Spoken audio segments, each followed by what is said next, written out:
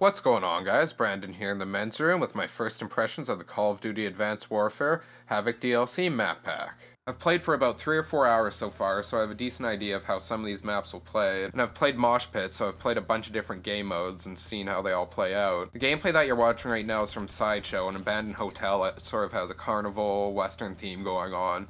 It's probably my second favorite map of the bunch. It's a really open map, like you can jump up on the roofs, there's no cover anywhere. Any houses that you can go inside, there's multiple ways to get inside, there's no real place to hide under. And after a few minutes in, the giant clown in the center of the map will lift off his top hat and start shooting off these colorful ball bomb kind of things. And when you grab them, it's almost like an uplink ball, and you can throw those things and they'll explode and absolutely destroy guys. They have a huge blast radius though, so watch out if you're using them on enemies close to you. I really like all the colors on this map. It's nice and bright and with the western kind of theme going on. I like that as well. There's an old mine in the back and some mine carts. And it's a really big map. Like, that's one thing I noticed about all these maps in the new map packs, is that, you know, there's the general area that you play in, but there's also these little areas in the back that you wouldn't even notice at first. And I guess that's alright. Sometimes some guys will camp back there. Like on Drift, I found a lot of guys to be pretty campy and sniping around. I also found that this map reminded me a lot of Nuketown with the truck in the center and kind of like 80s theme going on, like the retro kind of theme. So yeah, I like that a lot about the map too.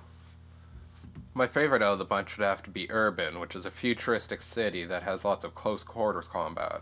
First game mode I played on this was Hardpoint, and it was absolute destruction. All of the hardpoints are in fairly enclosed spaces, and you can just throw grenades in there, and it is absolute madness going on in there, and I really like that about this map, and I really enjoy the close quarters combat that focus more on the SMG type guns. I also really like the colors in this one, felt they did a really good job of portraying the futuristic theme. There's even a little jet bike in the map. Unfortunately, you cannot ride that. First game I played, I tried to run up to it and ride it, and didn't work out too well. I got shot pretty damn fast. I'm a huge fan of really fast-paced gameplay, and I felt that this map really suited that. I'm really looking forward to playing a lot of Hardpoint and Domination on it.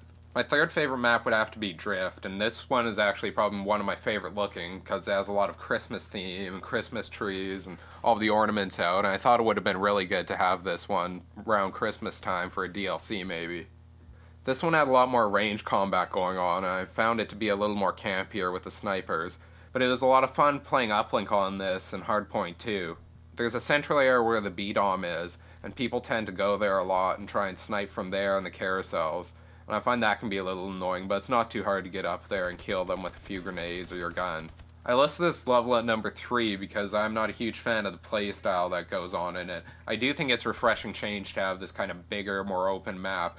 But that being said, there is also lots of cover, and I think that's a good idea when you're running in between places. And there's also a dynamic event where an avalanche comes and crushes a bunch of the trees and little sheds. And that's an interesting little event that I got stuck in one time without knowing what was going on. But yeah, this level is really good looking. I think it has the Christmas colors going on perfectly. And the giant Christmas tree in the center of the town square is a nice little added feature. Finally, my least favorite map of the bunch, and I'm not too sure if I like or dislike this map yet, but it's Core, and it's an abandoned nuclear reactor. You can get away with pretty much long-range or short-range weapons in this map. My only problem with it is that it's pretty circular-based, and everyone kind of tends to run around in a circle and cut through the middle a little bit. But I find it's really easy for enemies to sneak up on you, and me to sneak up on enemies as well, but that feature of the map doesn't necessarily play out in your favor. There's a few hiding spots here and there, but the map tends to be generally fairly open.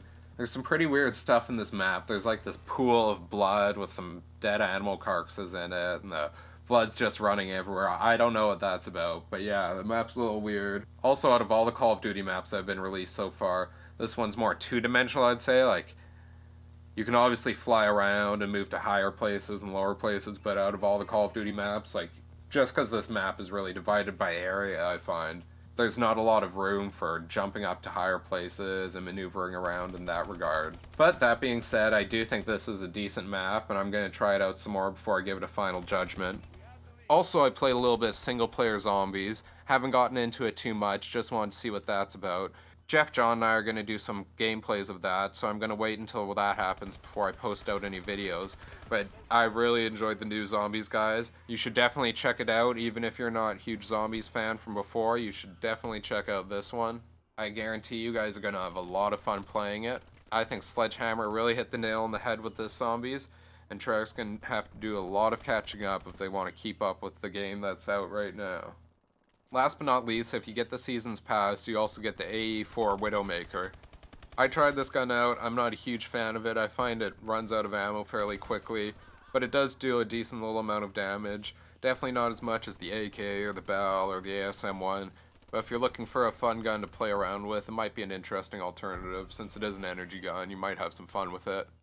Anyways, guys, hope you enjoyed the video. We're going to be putting out an announcement video in the next few days for our subscriber amiibo giveaway, so watch that for all the details if you want to get in on that. Also, stay posted in the next few days for some more Havoc DLC videos coming out. We'll be having videos of all the maps as well as Exo Zombies and possibly one of the AE4 Widowmaker if you guys want to see it. Anyways, guys, as always, thanks for watching, and like, comment, and subscribe down below for more Let's Plays, commentaries, and giveaways in the men's room.